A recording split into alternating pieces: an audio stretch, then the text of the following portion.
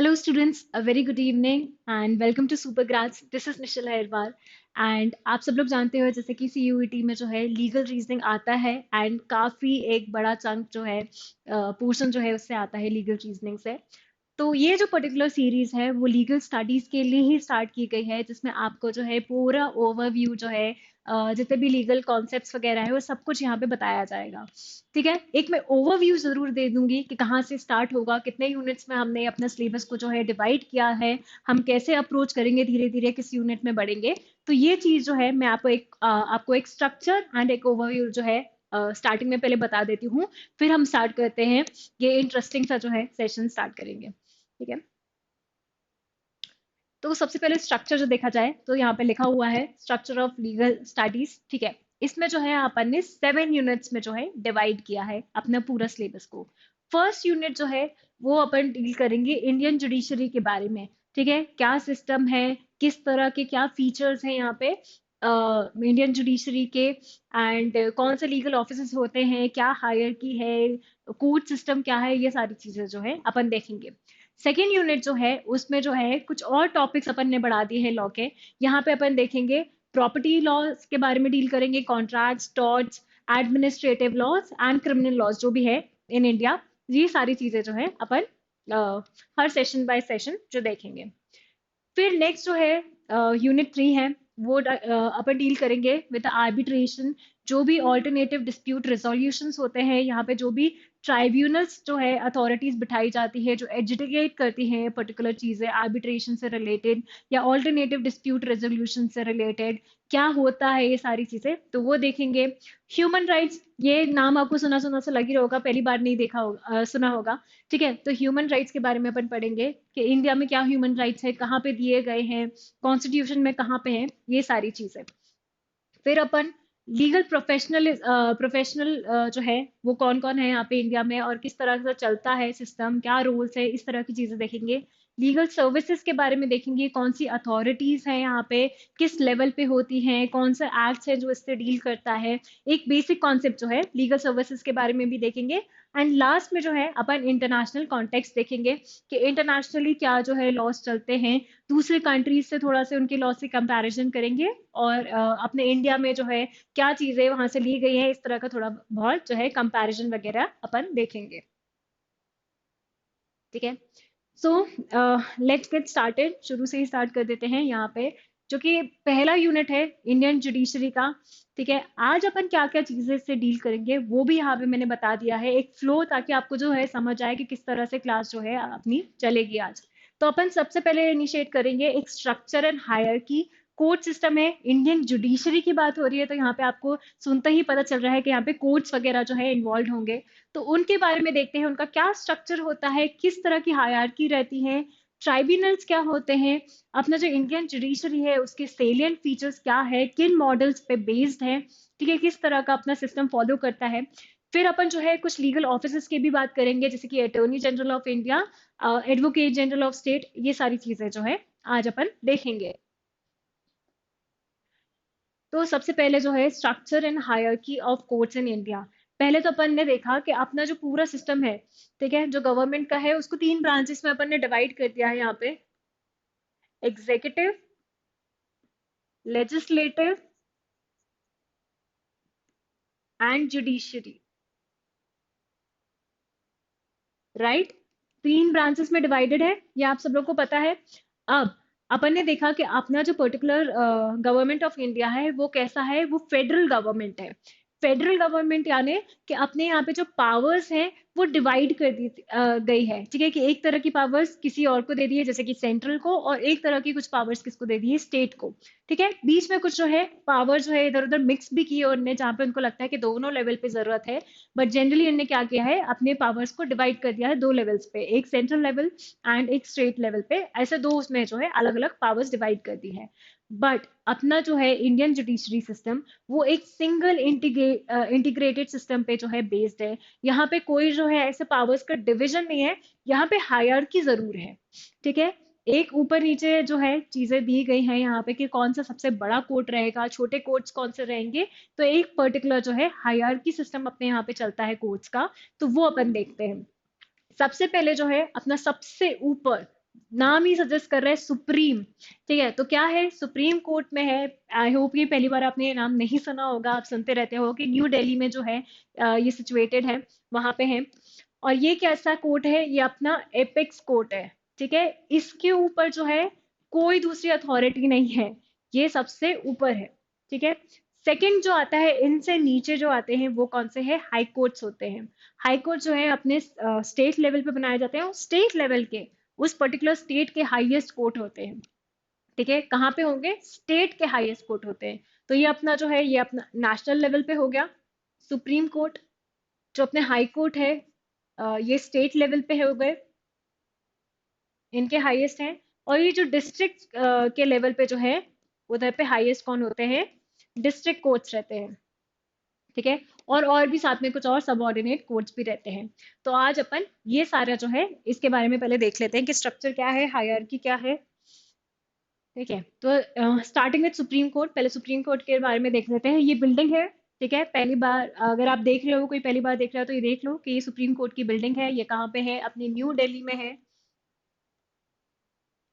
ठीक है, एक ही सुप्रीम कोर्ट होता है जो कि है न्यू दिल्ली में। ये अपना क्या है, एपेक्स कोर्ट है। इसके पहले कौन सा कोर्ट था, देखो ये कब से आया, ये आया 28 जनवरी 1950 से। इसके पहले जो था सुप्रीम कोर्ट नहीं था।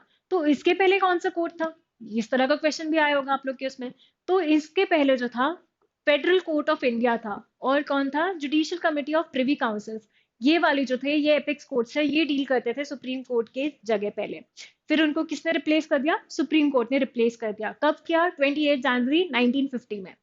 ठीक है, अब सुप्रीम कोर्ट का क्या कॉन्स्टिट्यूशन होगा, ये बिल्डिंग है तो इस बिल्डिंग में कौन है, किस तरह के लोग हैं, कौन से जजेस हैं, तो अपन वो देख लेते हैं।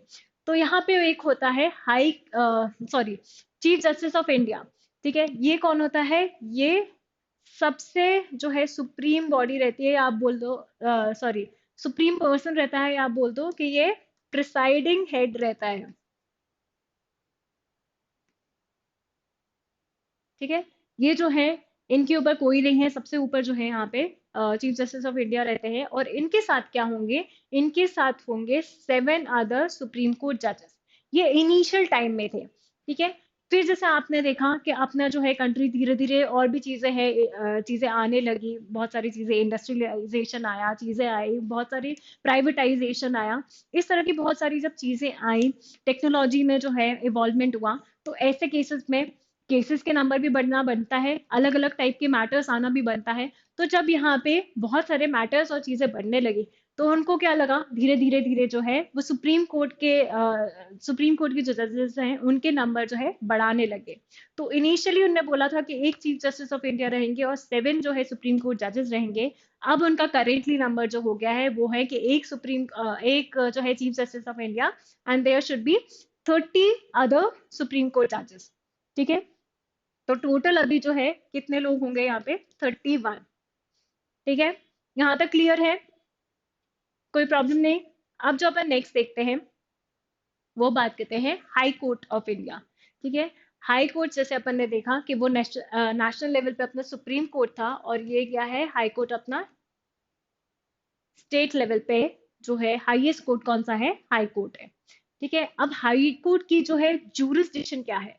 पहली बात तो जूरिसडिक्शन क्या होती है, जूरिसडिक्शन बेसिकली बोला जाता है कि जब एक पर्टिकुलर कोर्ट को कितनी पावर है, किस तरह के केसेस वो जो है सुन सकते हैं, डील कर सकते हैं और उस पर डिसीजन दे सकते हैं, उसको बोला जाता है जूरिसडिक्शन।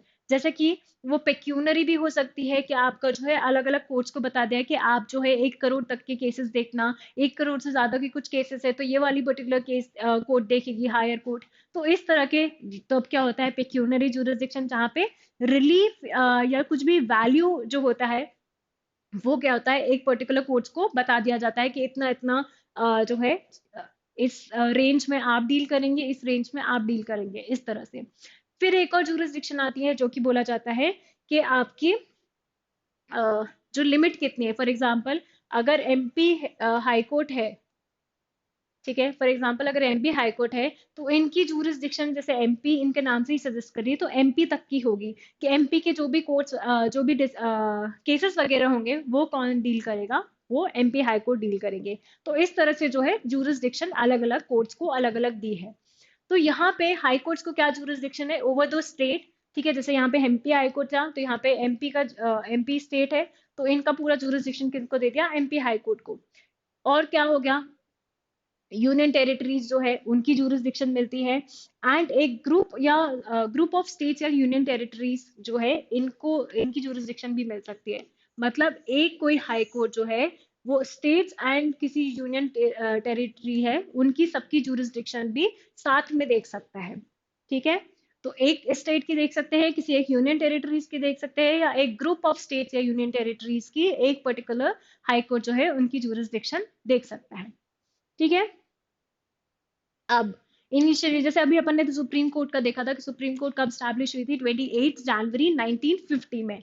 तो ये जो हाई कोर्ट्स हैं, इनिशियली जो है चार हाई कोर्ट्स पहले सिर्फ चार हाई कोर्ट्स होती थी, ठीक है। कौन कौन सी थी, Bombay high court, Allahabad high court, अपनी Madras high court, and last में जो है अपनी Bombay high court, Madras high court, Allahabad and एक और कौन सी है?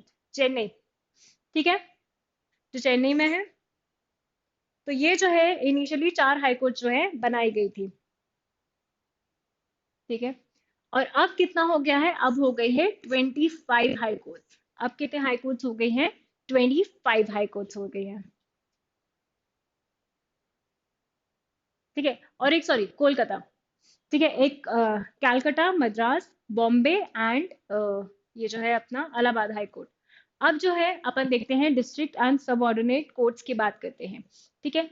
अब डिस्ट्रिक्ट और सबऑर्डिनेट कोर्ट्स जो है यहाँ पे इनने डिवाइड कर दिया है, किस उसमें दो इनने ब्रांचेस में डिवाइड कर दिया है, एक तो सिविल मैटर्स जो देखेंगी और एक क्रिमिनल मैटर्स में।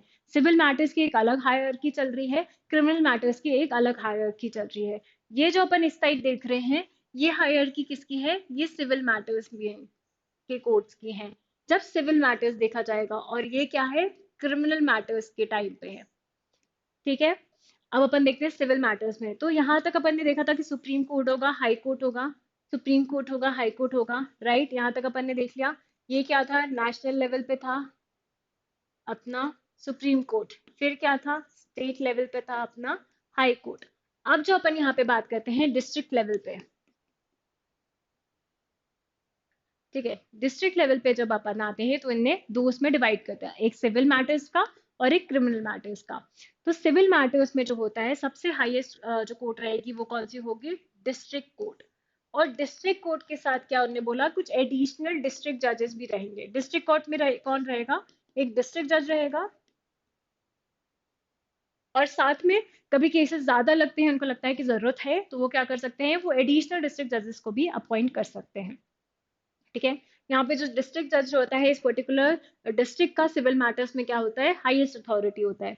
इनके नीचे कौन आते हैं, इनके नीचे आते हैं सबऑर्डिनेट जज ऑफ क्लास वन, जिनको अपन बोलते हैं सिविल जज क्लास वन भी बोलते हैं, या तो जूनियर सिविल जज भी बोलते हैं, सिविल जज जूनियर डिवीजन, ठीक है, ये भी बोलते हैं। जैसे कि वो बता रहे हैं क्लास वन डिवीजन है, तो ये ऊपर क्लास की बता रहे हैं, क्लास नंबर वन क्लास के हैं, तो इस वजह से इनकी हायर अथॉरिटी है, तो इनको जो है सॉरी सीनियर सीनियर सिविल जज भी बोलते हैं। तो इनके नीचे जो आते हैं वो बोला जाता है सिविल जज क्लास टू, ठीक है, सिविल जज क्लास टू, या तो जूनियर सिविल जज, ठीक है। यहाँ पे कौन थे, यहाँ पे जैसे सीनियर सिविल जज, यहाँ पे जूनियर, तो ये पर्टिकुलर क्लास है, ठीक है। ये देखा जाए, अब इनसे भी, ये अपने डिस्ट्रिक्ट कोर्ट्स हो गए, इनसे भी कुछ और सबऑर्डिनेट कोर्ट्स भी होते हैं।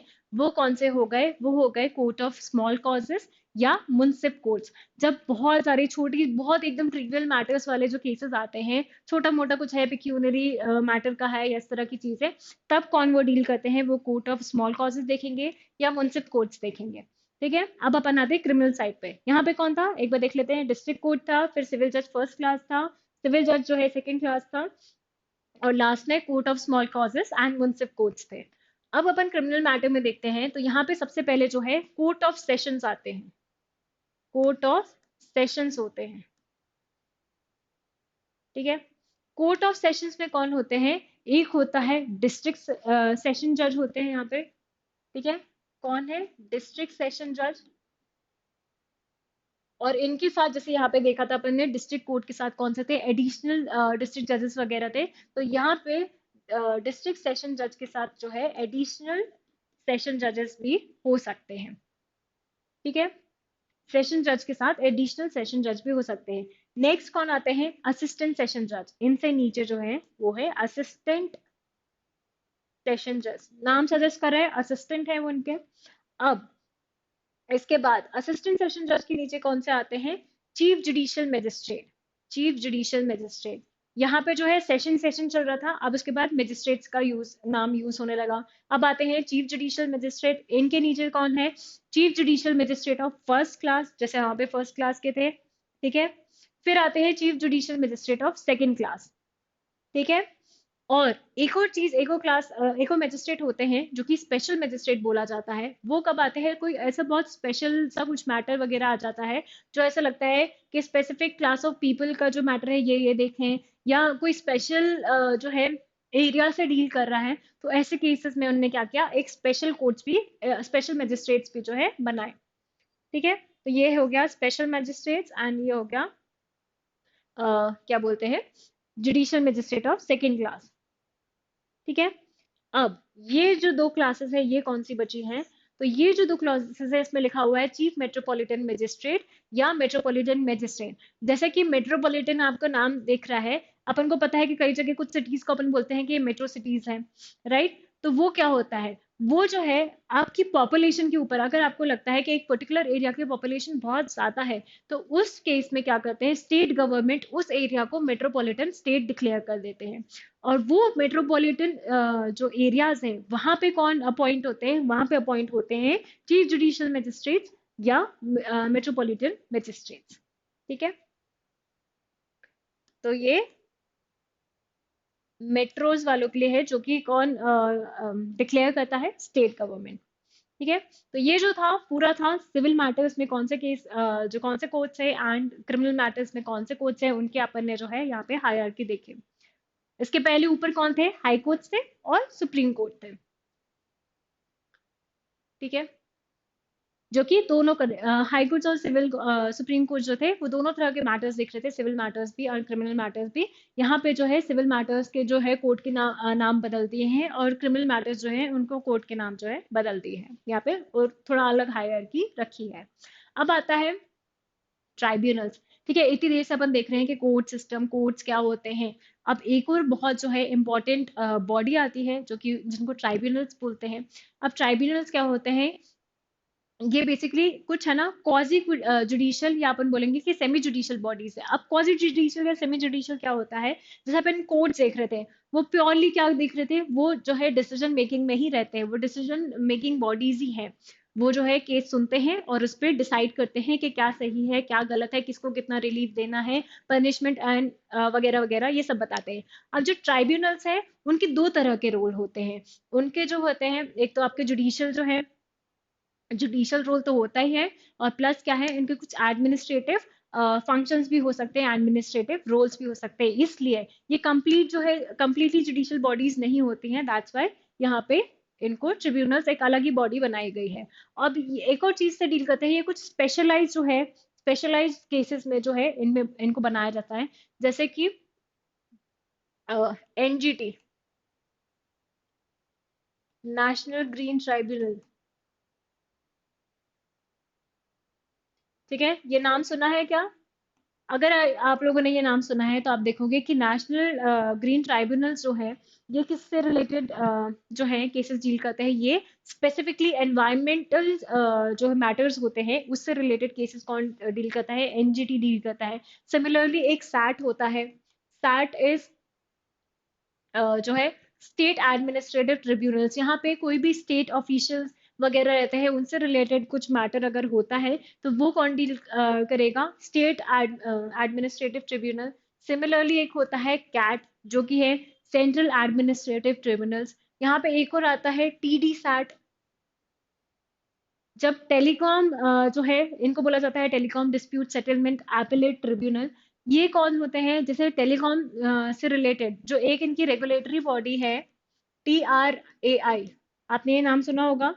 तो telecom regulatory authority of India है, इससे रिलेटेड अगर कोई केसेस आते हैं तो उनने क्या बोला कि हम एक ट्राइब्यूनल बना लेते हैं, अगर हमारे से रिलेटेड हमसे कोई किसी को कंप्लेंट है या इस तरह के केसेस आ रहे हैं तो वो कौन डील करेगा, हम उसके लिए खुद ही एक जो है ट्राइब्यूनल बना देते हैं। तो ये क्या है, एक स्पेशलाइज्ड जुडिशियल बॉडी है यहाँ पे। तो इनका रेगुलेटरी कौन था, telecom regulatory authority of India. और ये जो है किसको अपने केसेस, इनके केसेस कौन डील कर रहा है, टीडी सैट। ठीक है, तो इस तरह के उन्होंने बोला कि कोई स्पेशलाइज्ड एरियाज या केसेस जो है वो यहाँ पे एक ट्राइब्यूनल बना के भी डील करवा सकते हैं, मतलब वो जो है वो खुद की बॉडी यहाँ पे एक एजुकेटिंग बॉडी जो है बना लेते हैं। ठीक है, अब ये क्यों बनाया गया या क्या था, जैसे आप कोर्ट में देख रहे हो, कोर्ट में जो है एक पूरा लॉन्ग प्रोसेस चलता है। ठीक है, उसका कोई जो है शॉर्टकट नहीं है, आपको पूरा प्रोसेस थरोली जो है शुरू से लास्ट तक जाना पड़ता है, जिसमें बहुत सारे साल भी लग जाते हैं।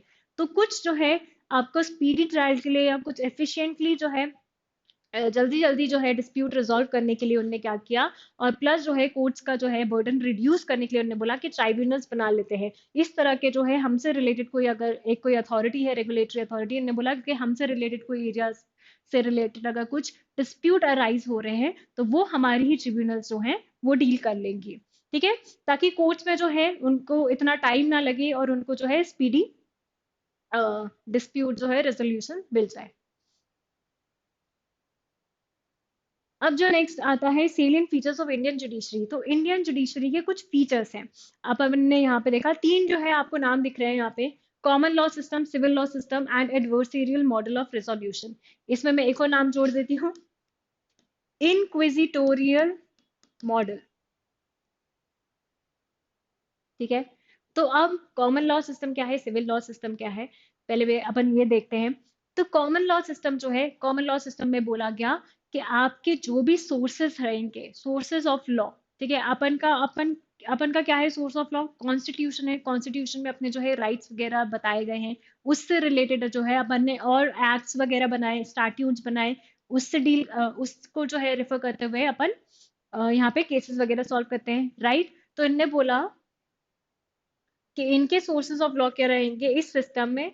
इनने बोला कि ये किस चीज को प्रेफर करते हैं, ये बोलते हैं कि कोडिफाइड लॉज रहेंगे, मतलब एक स्टैट्यूट्स एक्ट्स इस तरह के जो है रूल्स रेगुलेशंस आप लिख के, कोडिफाइड यानी क्या, लिख के जो है उसको हर जगह पब्लिश कर दो। ठीक है, दूसरा चीज क्या बोला, इनने बोला कि जो प्रेसिडेंट्स हैं, प्रेसिडेंट्स को भी जो है ये रिकॉग्नाइज करते हैं, ये कोडिफाइड लॉज प्लस प्रेसिडेंट्स दोनों को। अब प्रेसिडेंट्स क्या होते हैं, प्रेसिडेंट्स, फॉर एग्जाम्पल एक अगर कोई आपका केस चल रहा है, सुप्रीम कोर्ट में चल रहा है, हाई कोर्ट में चल रहा है, ठीक है, इस तरह का कोई केस चल रहा है जो कि बहुत इंपॉर्टेंट केस है, एक पब्लिक मैटर पे है, और उसका कुछ डिसीजन आता है जो आपको लगता है कि ये जो है हर कोर्ट में या हर एरिया में पूरे through out the territory of India जो है बाइंडिंग होना चाहिए। ठीक है, उसका जजमेंट जो है इंपॉर्टेंट है। जैसे एक एग्जाम्पल लेते हैं, अपना आर्टिकल जो है 21, उसमें बोला है कि राइट टू लाइफ है। ठीक है, क्या अपन को राइट दिया है, right to life fundamental right है। अब ऐसे केस में जो है एक और जो है केस आया 2017 में, जिसने बोला कि राइट टू लाइफ में ही क्या है, राइट टू प्रिवेसी भी है। ठीक है, उससे क्या इंटरप्रेट किया उनने, एक और राइट टू लाइफ से जो है एक इंटरप्रिटेशन लगाया कि राइट टू लाइफ में राइट टू प्रिवेसी भी है, राइट टू फूड है, राइट टू शेल्टर है, इस तरह की जो है बहुत सारी चीजें आती है उसमें। तो ये जो बन गया, ये जो 2017 में जो है ये बन गया, ये एक केस से आया कि राइट टू प्रिवेसी जो है राइट टू लाइफ में इन्वॉल्व है। तो ये केस ने बोला, एक सुप्रीम कोर्ट ने जो है यहाँ पे बोला, तो ये क्या बन गया, ये प्रेसिडेंट बन गया, और इसको बोला गया कि सारे जो कोर्ट्स हैं और हर जगह थ्रू आउट द इंडिया जो है अब इस तरह से इसको लॉ बना दिया जाएगा और इसको रिकॉग्नाइज किया जाएगा राइट टू प्रिवेसी को। ठीक है, तो ये इस तरह की चीजें क्या होते हैं वो बोला जाता है प्रेसिडेंट्स, जहाँ पे वो बाइंडिंग हो जाते हैं। अब यहाँ पे जो सिविल लॉ सिस्टम है, सिविल लॉ सिस्टम बताए एक ही चीज को रिकॉग्नाइज करता है, उनने बोला कि हम सिर्फ कोडिफाइड लॉज को ही रिकॉग्नाइज करते हैं, प्रेसिडेंट्स को नहीं करते। उनने बोला कि जज ने कुछ बोल दिया तो वो लॉ नहीं बनेगा, जबकि अपने यहाँ क्या है कि जैसे राइट टू प्रिवेसी अभी दे दिया था तो वो जो है अब अपने लॉ की तरह माना जाता है, वो बाकी कोर्ट में जो है माना जाता है। आप देखोगे कि कभी जजमेंट्स वगैरह में भी पुराने जो जजमेंट्स वगैरह है वो चीज रेफर किया जाता है, तो वो क्यों किया जाता है, क्योंकि वो एक प्रेसिडेंट बन जाता है, प्रेसिडेंट बन जाता है। ठीक है, तो यहाँ पे क्या बोला गया, यहाँ पे बोला गया कि सिर्फ कोडिफाइड लॉज को ही हम रिकॉग्नाइज करते हैं। अब इंडिया में क्या चलता है, कॉमन लॉ सिस्टम या सिविल लॉ सिस्टम, कौन सा चीज अपन फॉलो करते हैं? तो अपन जो है कॉमन लॉ सिस्टम को फॉलो करते हैं। ठीक है। और ये क्यों है, इसका ओरिजिन कहाँ से हुआ है? कॉमन लॉ सिस्टम का ओरिजिन जो है इंग्लैंड से हुआ है, और ये जो है सिविल लॉ सिस्टम ये रोमन साइड से हुआ है। तो इनने जो बोला कि अपने जैसे अपन कॉमन लॉ सिस्टम अपन देखें कि क्यों करते हैं, तो जैसे जैसे आप देख रहे हो कि पहले जो है अपन को ब्रिटिशर्स रूल करते थे। ठीक है, ब्रिटिशर्स कहाँ से? अपने इंग्लैंड तरफ से आए थे। अब यहाँ पे जो है कौन सा सिस्टम यूज हो रहा था इंग्लैंड में? Common law system. ओरिजिन ही यहीं पे हुआ है, तो दैट्स वाई अपन भी क्या करते हैं, कॉमन लॉ सिस्टम को फॉलो करते हैं। मतलब क्या है कि अपन कोडिफाइड लॉ को भी रिकॉग्नाइज करते हैं और प्रेसिडेंट्स को भी रिकॉग्नाइज करते हैं। ठीक है। सेकेंड आता है एडवर्सेरियल मॉडल ऑफ रेजोल्यूशन। अब ये क्या है एडवर्सेरियल लॉ ऑफ, जो है एडवर्सेरियल मॉडल क्या है? तो एडवर्सेरियल और इनक्विजिटोरियल ये दो मॉडल्स अलग अलग हैं। जैसे अभी अपन ने देखा कि एक कॉमन लॉ सिस्टम है, एक सिविल लॉ सिस्टम है। इसी तरह से एक एडवर्सेरियल और एक इनक्विजिटोरियल है। एडवर्सेरियल में जो है उसमें बोला गया कि जो जज है वो एक्टिव रोल नहीं प्ले करेगा। ठीक है। एडवर्सेरियल में जो है, एंड दूसरा इंक्विजिटोरियल,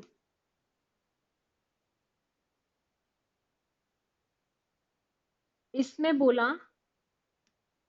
कि एक्टिव रोल होगा किसका? जज का। Like police. और इसमें बोला,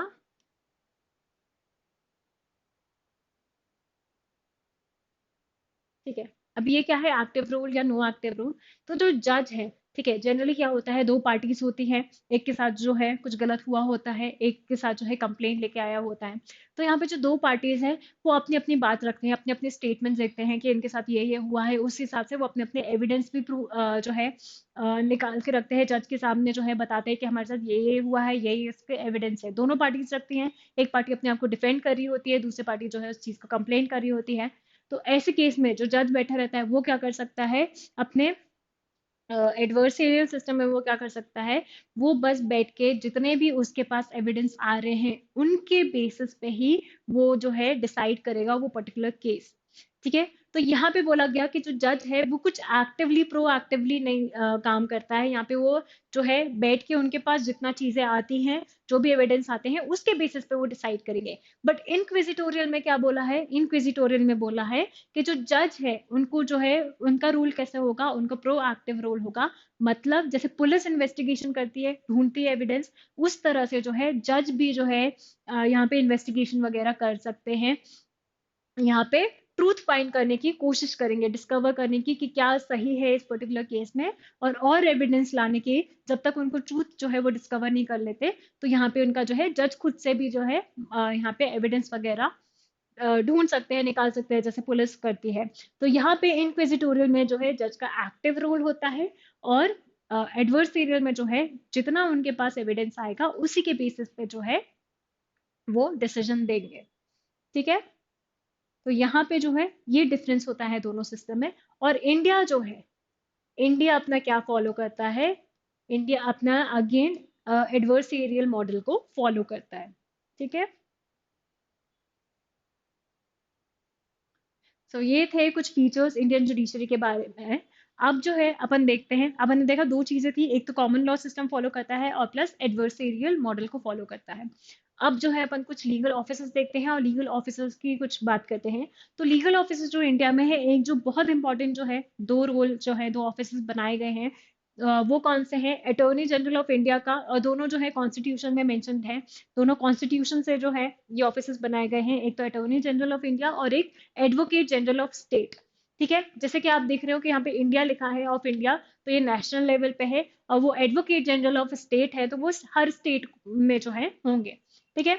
अब जो है इनका क्या रूल है? तो ये चीफ लीगल एडवाइजर होते हैं। ठीक है। क्या चीज एडवाइस करेंगे? ये जो जब भी गवर्नमेंट को कुछ प्रॉब्लम आती है, कुछ उनको लीगल मैटर में कुछ समझना है, कुछ एडवाइस चाहिए है, तो वो किसको अप्रोच करेंगे? वो अटॉर्नी जनरल ऑफ इंडिया को अप्रोच करेंगे और उनसे बोलेंगे कि आप जो है मुझे इस पर्टिकुलर मैटर में एडवाइस कीजिए। और अटॉर्नी जनरल ऑफ इंडिया का क्या है, उस टाइम उनकी ड्यूटी बनती है कि वो उनको यहाँ पे एडवाइस करे गवर्नमेंट को। प्लस ये एक और चीज करते हैं, ये क्या करते हैं ये जो है रिप्रेजेंट करते हैं। ठीक है। जब कोई गवर्नमेंट के केसेस आते हैं तो ऐसे केस में उनको भी जरूरत है कि वो किसी को रिप्रेजेंट करे। गवर्नमेंट को कौन रिप्रेजेंट करेगा कोर्ट में जाके? तो यहाँ पे कौन करते हैं? अटॉर्नी जनरल ऑफ इंडिया जो है वो रिप्रेजेंट करते हैं गवर्नमेंट को। तो उनका एक ये भी रोल होता है। ठीक है। अब इनका अपॉइंटमेंट कैसे होगा, कौन करेगा और इनकी क्वालिफिकेशन क्या है? तो इनका अपॉइंटमेंट करेंगे कौन करते हैं? प्रेसिडेंट ऑफ इंडिया जो है वो अपॉइंट करते हैं। इनका टेन्योर कितना होता है, कब तक ये ऑफिस को होल्ड करके रख सकते हैं? तो ये जो है during the pleasure of the president है, तब तक ये ऑफिस को होल्ड करके रख सकते हैं। During the pleasure of the president मतलब होता है कि प्रेसिडेंट की डिस्क्रिशन पे है जब तक वो चाहे। ठीक है। अगर इनको लगता है कि कुछ मिसकंडक्ट कर रहे हैं या कुछ ढंग से काम नहीं कर रहे हैं तो इनको हटाया भी जा सकता है। कौन हटाएगा? प्रेसिडेंट हटा देंगे उनको। ठीक है। अब इनका जो है क्वालिफिकेशन क्या है? इनका क्वालिफिकेशन है कि जैसे उतनी क्वालिफिकेशन उनकी इनकी होगी जितना एक सुप्रीम कोर्ट जज की होती है। ठीक है। तो यहाँ पे कौन है? सुप्रीम कोर्ट जज जितनी इनकी क्वालिफिकेशन होनी चाहिए। इनको जो है लीगल बैकग्राउंड और लीगल नॉलेज जो भी रिक्वायर्ड है वो सब भी होना चाहिए। ठीक है। तो इनके अभी अपन ने रोल्स देखे कि चीफ लीगल एडवाइजर का रोल प्ले करते हैं ये, और प्लस रिप्रेजेंट भी करते हैं गवर्नमेंट को इन कोर्ट्स। एक और चीज जो है इनके पास होता है right to audience. Right to audience. ठीक है। तो राइट टू ऑडियंस में जो है ये किसी भी कोर्ट में, इंडिया में किसी भी कोर्ट में जाके जो है ये चीजें ऑब्जर्व कर सकते हैं, प्रोसीडिंग्स को अटेंड कर सकते हैं। प्लस इनके पास एक और होता है, जैसे पार्लियामेंट की कोई प्रोसीडिंग्स वगैरह चल रही है तो वहां पे भी ये जाके जो है वो प्रोसीडिंग्स भी अटेंड कर सकते हैं। बट अगर ऐसे केस में, ऐसी प्रोसीडिंग्स में, कोई पार्लियामेंट की प्रोसीडिंग चल रही है और वहां पे कुछ वोटिंग की जरूरत है तो इनके पास राइट टू वोट जो है वो नहीं होता। क्या हो सकता है? ये बस अटेंड कर सकते हैं, ऑब्जर्व कर सकते हैं चीजें, बट इनके पास राइट टू वोट नहीं होता है। ठीक है। ये जो दो फोटोज हैं आप सोच होंगे इनकी किनकी फोटोज हैं। तो ये obviously attorney general of India जो है उनकी फोटो है। ये current attorney general of India है अपने, और ये अपने फॉर्मर हैं।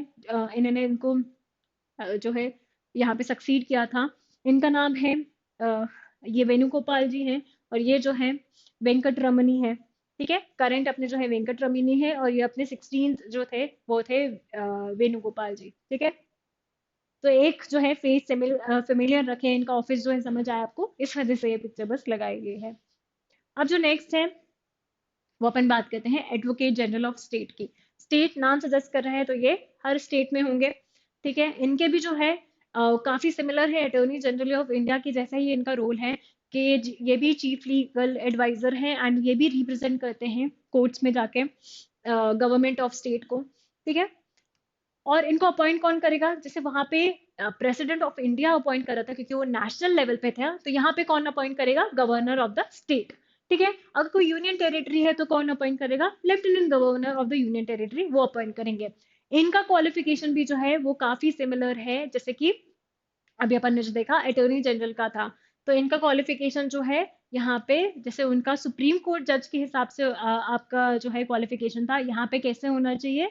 इनका जो है क्वालिफिकेशन हाई कोर्ट जज के हिसाब से होना चाहिए। तो सिमिलर है। हाई कोर्ट जज जो है अगर उनका अपॉइंटमेंट हो सकता है तो उसी सेम कैटेगरी में ये भी आते हैं। ठीक है। और प्लस सिटीजन तो होना ही चाहिए, इनको सिटीजन ऑफ इंडिया होना ही चाहिए, और जितना भी रिक्वायरमेंट आपको लीगल नॉलेज वगैरह या लीगल प्रैक्टिस कुछ चाहिए तो वो भी होनी चाहिए। ठीक है। तो ये जो था ये अभी अपन ने देखा कि एक पूरा जो है एक यूनिट का अपन ने एक पार्ट पढ़ लिया है, जिसमें अपन ने हायरार्की, स्ट्रक्चर, लीगल ऑफिसेज देखे, प्लस अपन ने जो है पूरा डिस्ट्रिक्ट कोर्ट वगैरह ये सारे जो है डेप्थ में देखा, ट्राइब्यूनल्स क्या होते हैं, सेलियंट फीचर्स क्या हैं अपने पर्टिकुलर इंडियन जुडिशरी के। तो ये सारी चीजें अपन ने आज देखी। ठीक है। नेक्स्ट सेक्शन में इसके आगे जो है आगे की चीजों से डील करेंगे। आई होप यहाँ पे सबको समझ आया है। किसी को कुछ प्रॉब्लम है, कुछ डाउट है तो डेफिनेटली बताएं। ठीक है। Thank you so much guys. Thank you.